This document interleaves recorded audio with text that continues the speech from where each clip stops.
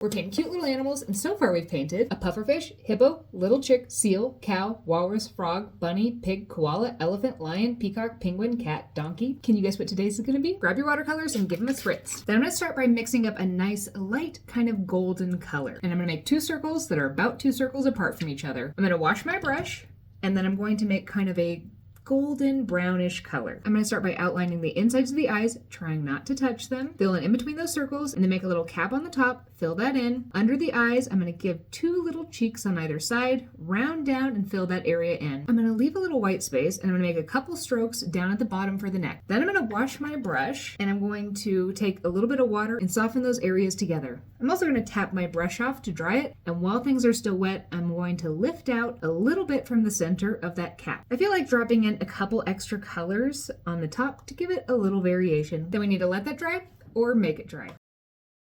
Once it's dry, I'm going to mix up a saturated reddish color, and in the very center of the head, I'm just going to tap and kind of scribble my brush a couple times. I bet you know what it is now. I'm also going to tap and kind of scribble my brush right in that white space I left under the chin. I'm going to wash my brush, and I'm going to grab a bunch of black, a nice dark color, and make 2 smaller circles in the initial circles. To make the beak, we're going to swoop up in kind of a top part of a rounded triangle. The sides are going to come in a bit, and then we're going to have another little triangle that pokes out from the bottom. Fill that area in. Again, we need to let this dry or make it dry.